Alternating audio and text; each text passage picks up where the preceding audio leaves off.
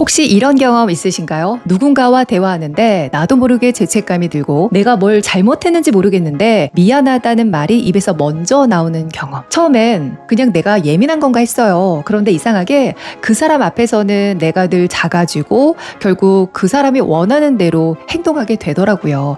이런 고민을 가지신 분들이 제게 많이 찾아옵니다. 이게 그냥 불편한 사람과의 관계라면 그냥 무시하고 지나갈 수 있겠죠. 그런데 문제는 이런 관계가 오래 지속되면 여러분들의 생각하는 힘, 자존감, 그리고 관계에 대한 선택권이 무너진다는 거죠. 그리고 그 사람은 더 교묘하게, 더 은밀하게 여러분의 마음을 조종하기 시작합니다. 오늘 저는 19년간 스피치 강사로 수많은 상담과 코칭을 하며 정리한 나르시시스트의 심리 조정 기술과 대처법을 알려드리고자 합니다. 그리고 그들에게 벗어나는 말하기 훈련 팁까지 드릴 거예요. 이걸 듣고 나시면 더 이상 그들의 말에 휘둘리지 않고 오히려 여러분이 주도권을 잡을 수 있을 겁니다. 나르시시스트 들어보셨죠? 자기애성 성향이 극도로 강한 사람들을 말합니다. 겉으로 보기에는 자신감이 넘치고 매력적이고 리더십 있어 보이지만 내면 깊숙한 곳에는 취약한 자존감이 숨어있죠. 이들은 자기 이미지를 유지하기 위해서 다른 사람들을 깎아내리고 의심하게 만들고 죄책감을 심어주는 방식을 씁니다. 그들의 마음은, 그들의 심리는 무엇일까요? 내가 저 사람보다 우위에 서야 한다. 그리고 그 우위를 지키기 위해서 상대방의 마음속에 작은 금을 만들죠. 그 금이 점점 벌어지면 결국 그 틈으로 들어와서 여러분의 심리를 지배하게 됩니다. 나르시시스트의 심리 조정 기술 알려드릴게요. 꼭 기억하세요. 첫째, 가스라이팅입니다. 여러분의 기억과 감정을 의심하게 만들죠. 나 그렇게 말한 적 없는데? 네가 너무 예민한 거야. 계속 들으면 스스로를 믿지 못하게 되고 판단력이 약해집니다. 둘째, 러브밤. 초반에 과도하게 칭찬하고 선물하고 친절하게 대해줍니다. 그러면서 너는 나에게 참 특별한 존재야 라는 착각을 심어주죠. 자, 이렇게 했을 때 상대방의 마음은 어떨까요? 상대방을 심리적으로 묶어두고 통제권을 장악하게 됩니다. 셋째, 삼각관계 만들기. 제3자를 끌어들여서 경쟁과 질투심을 유발합니다. 야, A는 나한테 이렇게 대해주는데 너는 왜 이렇게 안 해? 자, 나르시시스트는 상대방의 불안감을 조성해서 자신에게 더 잘하도록 유도합니다. 투사, 자신의 잘못을 오히려 상대에게 떠넘깁니다. 네가 나를 무시하니까 내가 너한테 화를 낸 거야. 그는 책임을 회피하고 상대방에게 죄책감을 심어주죠.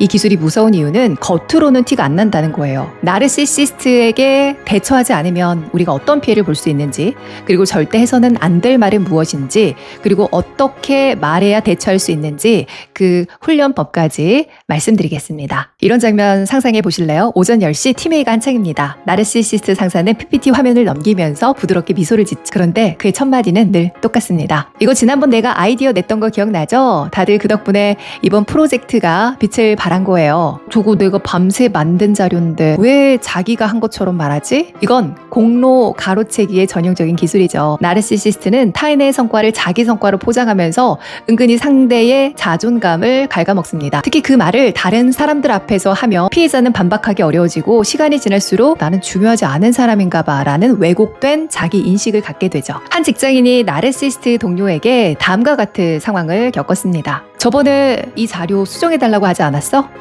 내가 언제? 너 착각한 거 아니야? 요즘 너 좀 피곤한가 보다. 후회하는 거 아니야? 이때 피해자는 분명히 들었던 요청을 부정당하면서 내가 잘못 기억했나? 라는 의심을 스스로 하게 될 수 있습니다. 가스라이팅이 무서운 것은 바로 여기에 있습니다. 피해자가 자기 확신을 잃고 결국 가해자의 해석에 의존하게 만들죠.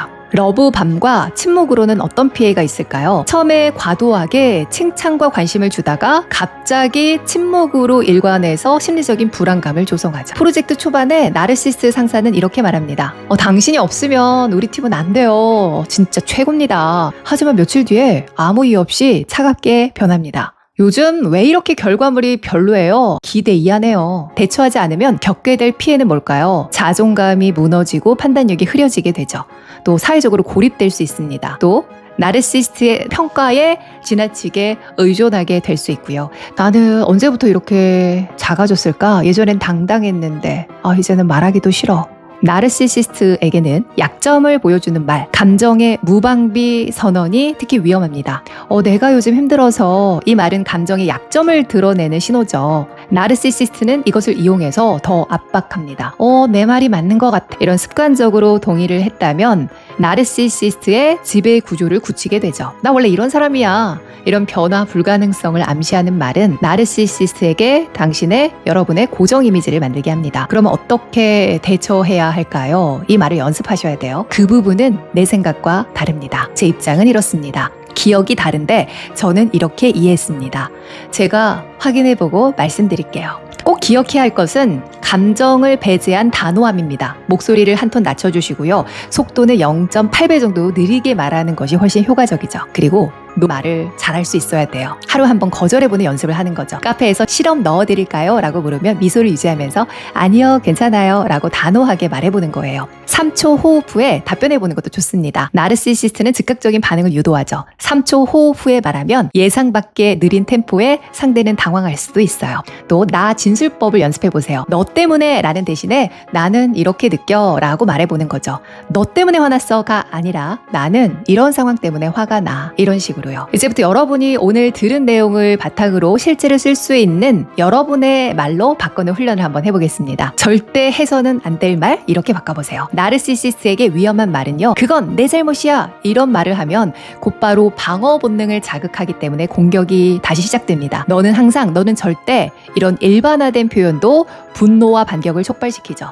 그렇게 하면 안 되지, 이런 지적은 그들의 완벽한 자아상을 훼손하기 때문에 더 공격적으로 만듭니다. 그럼 어떻게 말해야 될까요? I 메시지를 활용하는 거죠. 나는 이렇게 느꼈어. 네 말은 조금 서운하게 느껴졌어. 내 마음은 이런 상태야. 이 상황에서 내가 원하는 건 이런 거야. 이렇게 구체적으로 말해보는 거죠. 그리고 다음에는 이런 방식으로 해줄 수 있을까? 요청해보는 겁니다. 거울을 보면서 3초 호흡 후에 말해보시는 거예요. 첫 호흡에서 감정을 가라앉히고, 두 번째로는 호흡에서 문장을 말하고, 세 번째에서는 톤을 낮춰 말해보는 거죠. 회의실에서 상사가 갑자기 이건 네 책임이야 라고 몰아붙일 때 여러분 어떤 느낌이 들까요? 심장이 쿵 내려앉고 손발이 덜덜 떨릴 수가 있습니다. 이럴 때 속으로 내 감정은 내 것이다. 그건 사실이 아니다. 나는 그의 감정에 휘둘리지 않는다. 라고 생각하시고요. 차분히 이렇게 말하세요. 상황을 먼저 정리해도 될까요? 제가 맡았던 범위와 그 이후 진행된 과정이 조금 다릅니다. 이렇게 얘기하면 공격의 초점을 흐리고 사실 기반의 대화로 전환할 수 있겠죠.